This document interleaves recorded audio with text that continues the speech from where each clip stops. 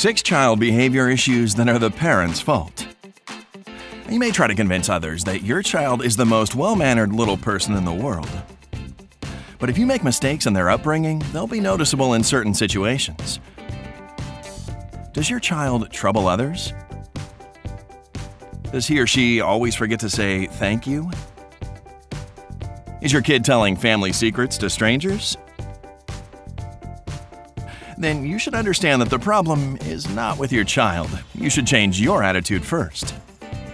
Let's have a look at how to deal with all of the most common child behavior issues efficiently. Situation number 6. A habit of interrupting others. Do your kids often interrupt you? Well, then you should know that saying, "Don't interrupt," never works. Also, never yell at your child and never punish them for interrupting others. Teach your child to wait for their turn in conversation every day and at home, while having a family dinner or talking on the phone with your colleagues or friends. For instance, before calling anyone, tell your child, "I'm going to talk on the phone now and I'm not to be interrupted.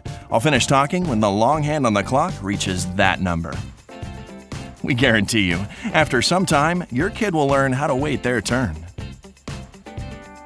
Situation number 5. Your child touches goods at a store or insists on buying them. Now, it's important for your child to learn to keep their wishes at bay. They should learn to understand you can't purchase everything in a store, and you don't need to. The problem is, they think that you're picking things at a store without any system. They don't even understand you have a list of goods to buy. So first, be prepared for going shopping. You can make a list of goods together with your kid, and even draw pictures if your child can't read yet. Let your child be in charge of this paper, watching that you're following the list. Your kid will thank you for being involved in the shopping game. Situation number 4. Your child doesn't say polite words. The earlier you start teaching your child politeness, the better. However, some kids understand it quickly, while others don't get it the first time. Show your child the magic of polite words. Don't do anything they ask until they say, "Please."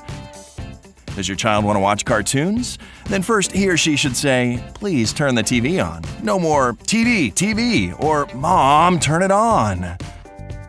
Also, say hello, bye, and thank you first without waiting for your child to remember. Always be a great example to your kid. In this case, they'll copy you and learn how to be polite with others. Situation number 3. Your child doesn't know when to stop. You talk at home about some issues at work, and the next day, you see how your child repeats everything he or she heard from you to a neighbor in an elevator. Has that ever happened to you?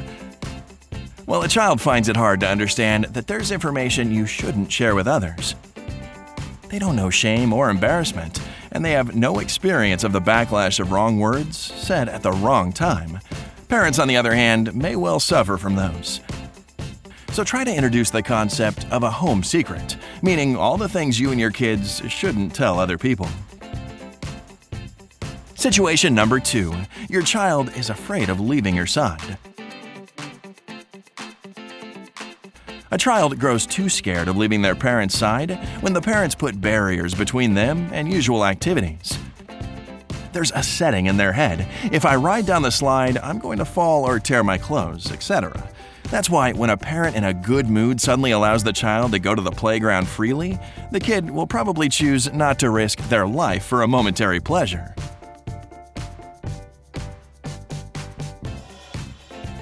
What should you do to change the situation?